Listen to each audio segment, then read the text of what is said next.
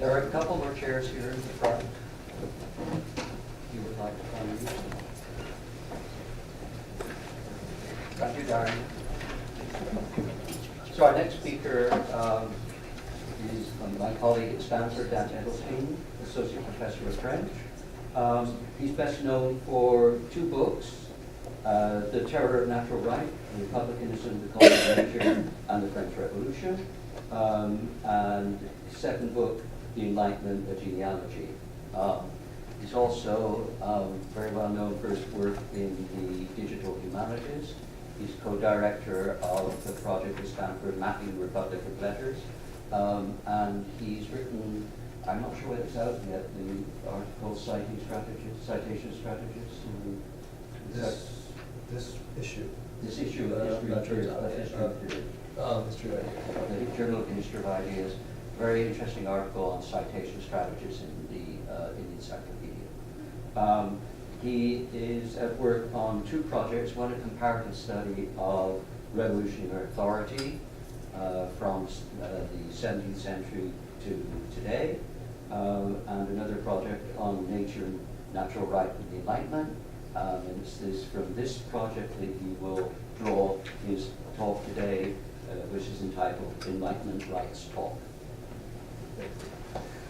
So despite the open screen and despite Keith's mention of the work I've done on maps, I will be showing you no images. So it's all sound, no light. So for those who attended this morning's session on the rights of man, my paper will revisit some of the text and scholarship that's already been discussed, although I am much more focused on the Enlightenment and the 18th century. Indeed, what I want to do in this presentation is tell the story of how rights talk went from being the prerogative of very stuffy, mostly German, Latin philosophers in the late 17th century to becoming the stuff of poems, of essays, of songs, and ultimately of declarations written in the vernacular, written in a very accessible style. Curiously, it's a story that historians of natural rights have largely overlooked in many of the sort of the long histories of natural right. There's a tendency to sort of jump straight from the late 17th century forward to the declarations, basically drawing a line from Locke's second treatise to the Declaration of Man. But just as the juxtaposition of those two texts alone should suggest, something clearly happened along the way. And what I'm going to argue is that there were three important changes that did occur along the way. The first was the remarkable rejection by the philosophe of the earlier just naturalist tradition, so the sort of Vittoria to Pufendorf, the philosophical schools of natural right theory. Secondly, the substitution of sentimentality for rationality as the new epistemological basis of rights. And finally, the transformation of natural right theory from a broad political theory into what I'll call a legal discourse. So it's kind of a restriction of the scope of what natural right could talk about. Interestingly, this is sort of a side note, there's very little to do with Locke in this story. This paper, which is a reduction of a longer article that's forthcoming in the Journal of Modern History. We'll look at these different changes, and then I want to suggest that they continue to inform the Declaration of Rights itself. So one of the first things that is striking when you look at rights talk in the Enlightenment, so I'm deliberately using a kind of vague term to encompass different kinds of texts dealing with natural law and natural right, is the incredible antagonism that the philosophes and their allies constantly express towards the 17th century writers. The lawyer and journalist Simon Languet put the case perhaps most succinctly and also most powerfully when he attacks Grotius' famous On the Laws of War and Peace as, quote, a mass of undigested and boring erudition. He does not prove anything, he cites. And this is a very common refrain.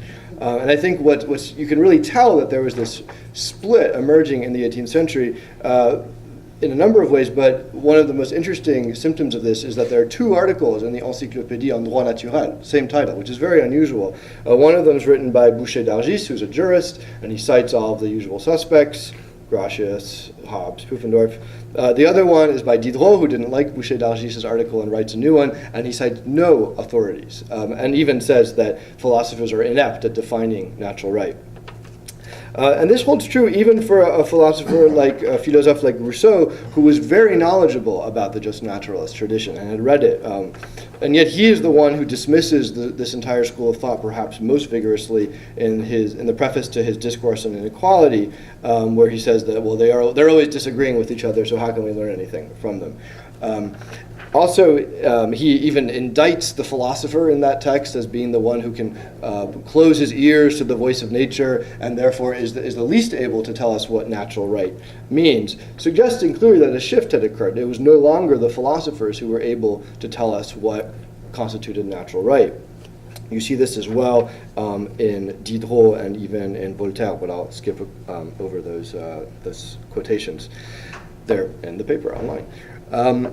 Now, I think the reason why there was such a strong and confident rejection of the 17th century tradition was because the Enlightenment authors had a new epistemology on which they wanted to base rights.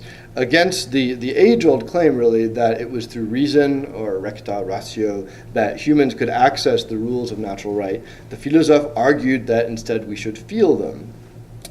His judge is in his heart, Rousseau writes in his poem on natural right, and it was precisely for this reason that someone like de L'Isle de Sales would reject the just naturalist tradition, saying that I cannot fathom, quote, the tie that connects laws born in the human heart and the scholarly dissertations of the Cumberlands and the Pufendorfs.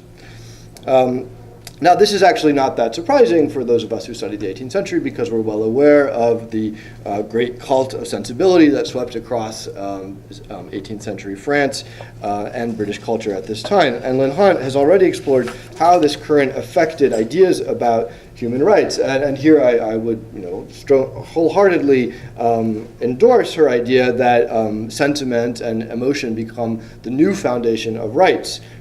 However, I would take issue with the fact that she does not situate her argument within the longer history of natural rights. She says that natural rights had too many possible meanings, but I think this is unfortunate because it leads her to set up her entire argument on the very dubious premise that, quote, sometime between 1689, so the Glorious Revolution, and 1776, rights that had been viewed most often as the rights of a particular people, freeborn Englishmen, for example, were transformed into human rights, what the French called les droits de l'homme, universal natural rights, or the rights of man.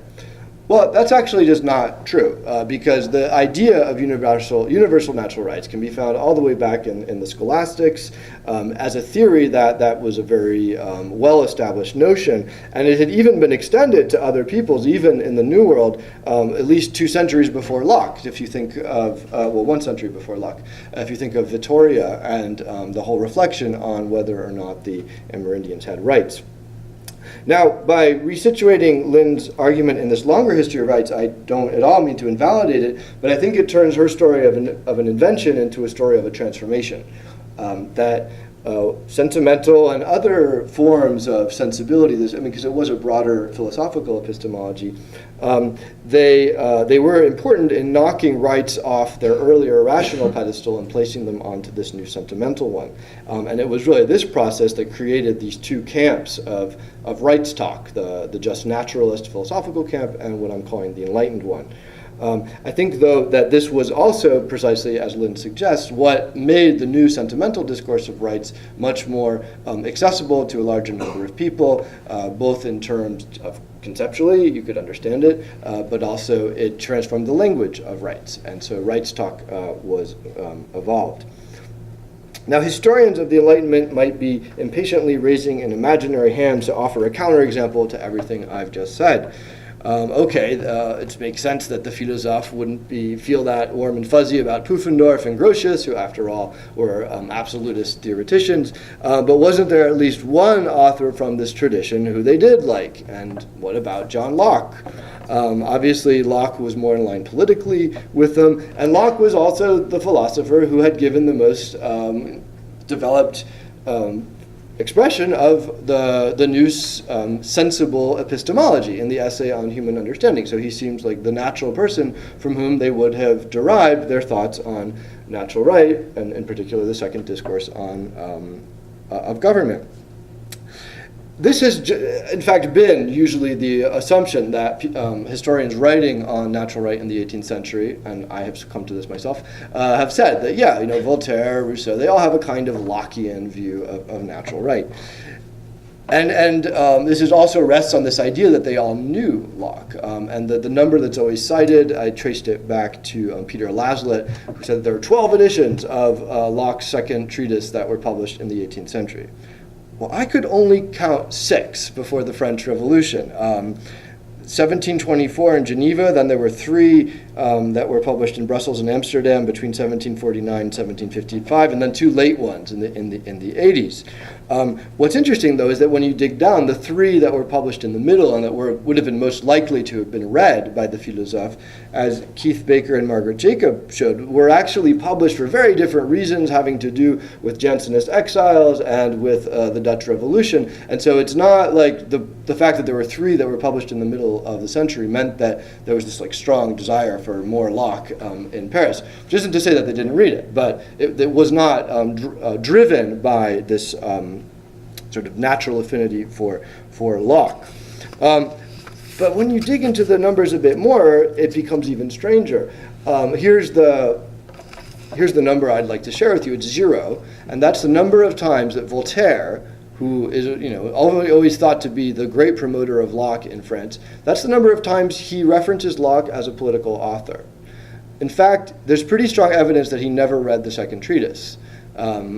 It's not in his library, and he even says things that would be just very bizarre if you'd read Locke. He says that no philosopher, including Locke, has ever suggested that a people should rebel.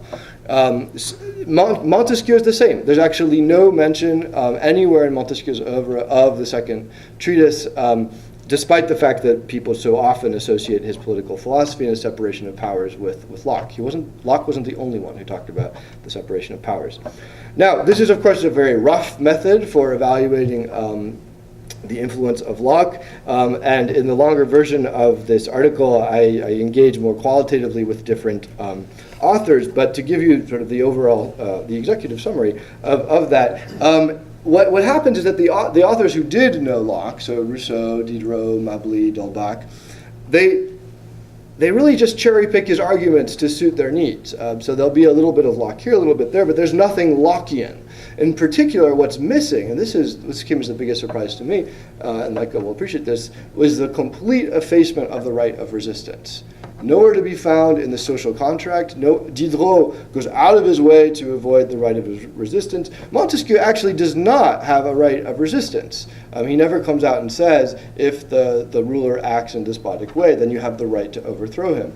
So what's most Lockean about Locke, at least in the Anglo-Saxon tradition, is missing in this French tradition. There's a couple exceptions. I see Kent is raising a fist. It's true. Mably does have engage with the right of exception, but as both Keith and Kent have shown, Mably is really not a Lockean thinker either. That most of his philosophy is closer to classical republicanism.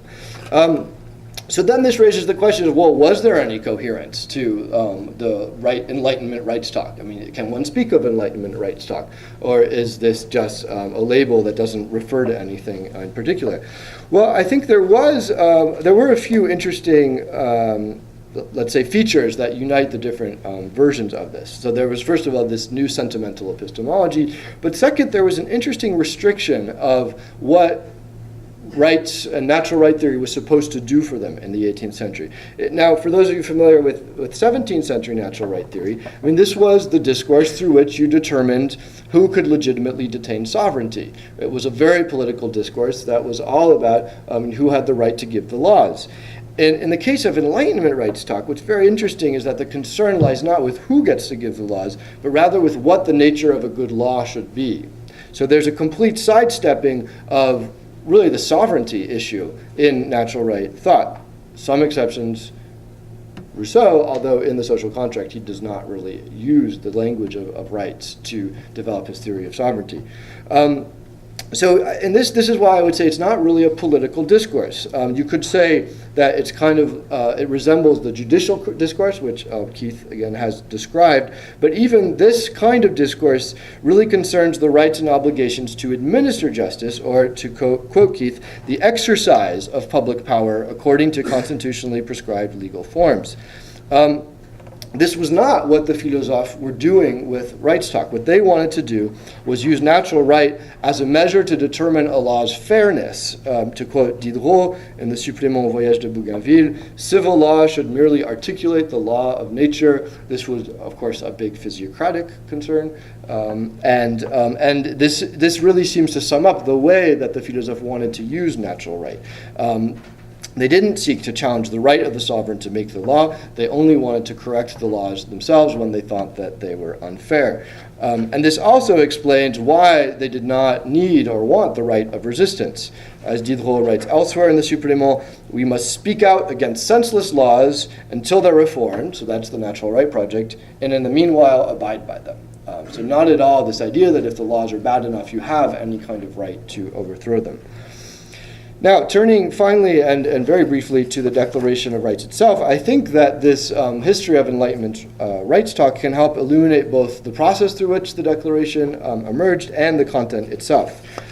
You can still see this divide between a just naturalist and an enlightened understanding of rights in the debates themselves. I think this is one of the reasons why Sieyès came in for so much hate by the hate is perhaps a bit strong, but why his very metaphysical, philosophical approach to the Declaration was rejected by an overwhelming majority of members of the Assembly. I'm sorry, Jonathan Israel.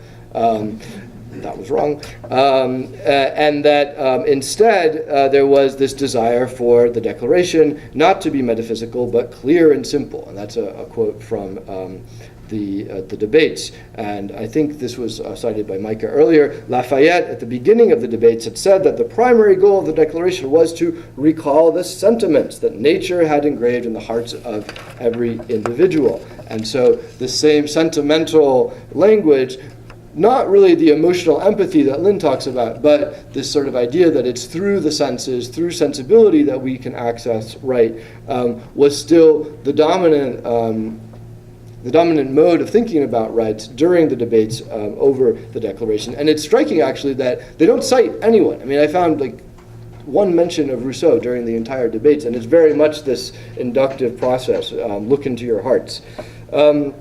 Finally, I'll also mention that I think the Declaration reflects this legal versus political understanding of rights. It's quite shocking when you go through and look at the articles one by one, how many deal just with the law, and that's 8 out of 17. And it's all about what the law can or cannot do. So it's very much within this mentality of making sure that the laws are just and less concerned with who makes the law, although, of course, that was a job really for the Constitution. Now, as was said this morning, I'm not trying to suggest that rights talk and Enlightenment rights talk was the only source for the Declaration. Far from it, and Kent, Keith, and others have pointed to some of the other intellectual and political sources. But I also don't think that rights talk was just one among many of these sources. I think it had a different role. I think that its most important role might have been sort of at this meta level. One of the interesting things about Enlightenment rights talk, and I didn't get into it here, but it was the way that you don't cite people when you're like Rousseau and Voltaire. It's never, as Pufendorf said or as Groucho said, it's this kind of erasure of differences, this assumption that everything, that we all agree, that we all know what it is, and therefore disagreement is not tolerated, which is the reason Rousseau was so grumpy with his predecessors. And so it gives this sort of illusion of of consensus, that we're all talking about the same thing. And in this respect, it could almost be seen as the glue that was holding all of these different pieces together into a single document. It was what enabled the deputies to look beyond their actual differences and to believe or make believe that they had actually reached a consensus. Unfortunately, this illusion would be of short duration. Thank you.